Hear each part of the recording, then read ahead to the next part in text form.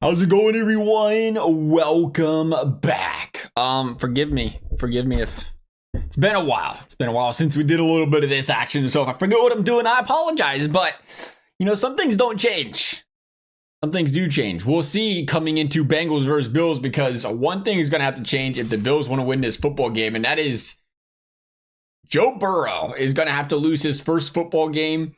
I guess technically they could win in overtime. He's going to have to lose his first football game in regulation in the final 5 games of the season in his NFL career. Yes, you heard that stat right. In the final 5 regular season games in the Cincinnati Bengals schedule, Joe Burrow has not lost a football game. The guy plays better later in the season. He becomes lights out. He becomes dominant. And he's a guy you just do not want to see. That being said, we did not see Joe Burrow the entire season due to the turf toe injury. He could still be working out the kinks. We did see some error throws from this guy last week. How does that transition into this week? Could we expect T. Higgins to play? T. Higgins, who wasn't being a concussion, I still feel like they're not going to tell us. To me, it feels like it's Tuesday.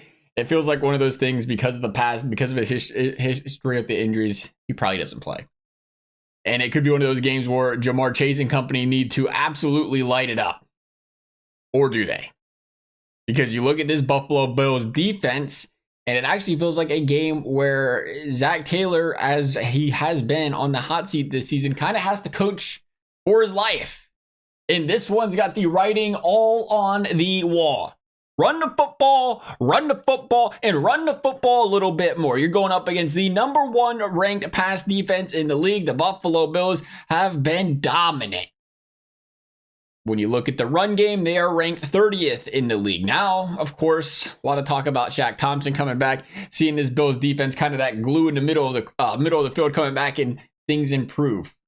And we know that. We know those kind of guys, a player of his caliber, it can, of course, make a difference across the field, not just in the pass game, not just in the run game, but as a whole. Not even just that, but coming in as being that kind of orchestrator of the defense, getting these guys where they need to be, being that presence out there.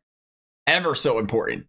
But if you're the Bengals, you look at that and say, hey, you got to go in with the game plan to just run this football down their throats. This is the best run offense from an EPA perspective the Bengals have had in the Zach Taylor era. Chase Brown has been averaging 5+ yards per carry now for quite a few weeks. He has been stellar. The problem is, we know Zach Taylor wants to sling the rock 45 times. It doesn't matter if you got LaDainian Tomlinson, Bo Jackson. Throw them all out there. You got Adrian Peterson, Derrick Henry. He could have all of them in the backfield. He's still going to throw that football 45 times a game. And that's where the question comes. Will we see Zach Taylor try to coach to that philosophy? Because I get it. It's difficult. Why would you want to run the football when you got Joe Burrow? But at the same time, this is game 2 coming back. It's got to work out the kinks. It's got to work out the wrinkles. And it's a Bengals offensive line that's been playing stellar. It's a Bengals run game that has been playing stellar. And it is a Bills defense that has proven they can give up yards on the ground. Play into that. Play into that into a big way. And when you start playing a little play action, you start to play a little throw that football around, things are going to open up. If not, it'll be interesting. Because you don't want to look at game by game, year over year, because, things change year over year. But it feels like the Buffalo Bills are one of those teams that Joe Burrow just plays. This team plays with a lot of confidence, and it just seemed to play them very, very well. We'll see how that goes, though. Because you are still going up against a Buffalo Bills team who I personally have always looked at and respected as one of the most complete football teams in the league year in and year out. If James Cook isn't on the Bills, do we talk about this guy being a top 5 running back in the league? Is that crazy to say? Because this guy is a consistent 5 yards per carry every single season. He consistently looks smooth in the backfield.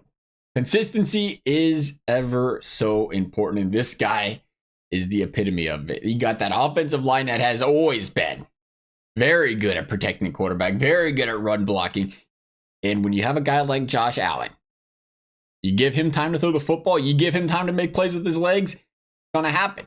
And again, you complement that with what has historically been a very solid Buffalo Bills defense. And I think that's what's crazy, because when I tell the Bills fans, I think their defense is great, and I think it's still championship worthy caliber.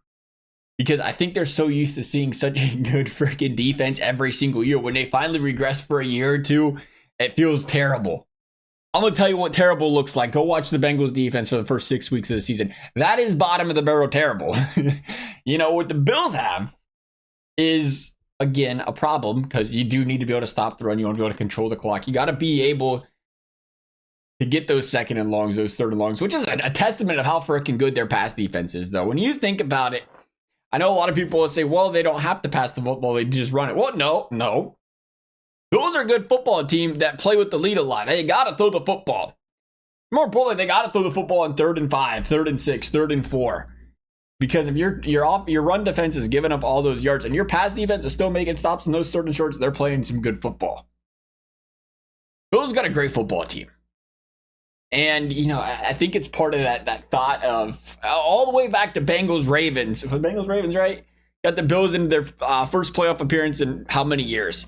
There's always been that kind of good relationship amongst the Bengals, at least the Bengals and Bills fans. I'd like to see them do well. You know, it's a team that, again, it's still, even with them being successful, they still haven't gotten to the Super Bowl. I'd love to see them do well. I don't want to see them beat the Bengals. I'd like to see them do well. I do wonder how they match up against this Bengals team. It's do or die. In do or die football, they're scary to play. And not only that, the defense is slowly starting to figure it out. I mean, they're starting to look like they, all things considered, through thick and thin, through good and bad this season, DJ Turner has been a guy. He has become a very good corner in this league. I can only imagine what happens when they get a pass rush. That pass rush, who, by the way, Joseph Ossai, Myles Murphy, starting to turn it up a little bit. It looked like they just needed some reps. Can that pass rush get home? Can they slow the Bills' run game down early? I think that's going to be the real challenge. Because we're getting 2nd and 2, 3rd and 2, 3rd and 3. Could happen a lot in this game. It's hard for any pass rush. Hard for any defense. Can we see them make good tackles? The Bills not afraid to run it. Not afraid to swing it out wide. Not afraid to do a little misdirection. A lot of stuff that will absolutely blow a undisciplined defense to smithereens. But we've seen their defense improve these last few weeks. Will we continue to see that this week? Or will they not even need that? Because here's a problem. Josh Allen has 6 interceptions and 6 touchdown passes over the last 4 games. James Cook has put the football on the ground multiple times. Josh Allen has put the football on the ground. And something the Bengals defense has done really well this season, despite all the yards they have given up, despite all the missed tackles, they have found a way to force turnovers. They have found a way to put the football back in the offense's hands and give them opportunities to win most football games.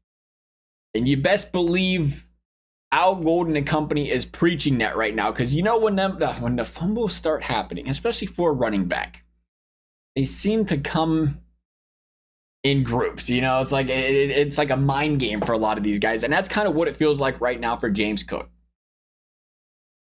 And do you possibly think about a short leash for James Cook in that regard if you see him put the football on the ground again? Seems pretty far stretched right now, but we've seen that in the past. Well, a head coach will put it doesn't matter who you are. You put that football on the ground a few weeks in a row, you go sit the bench for a little bit. Come back next week. Don't cost us football games.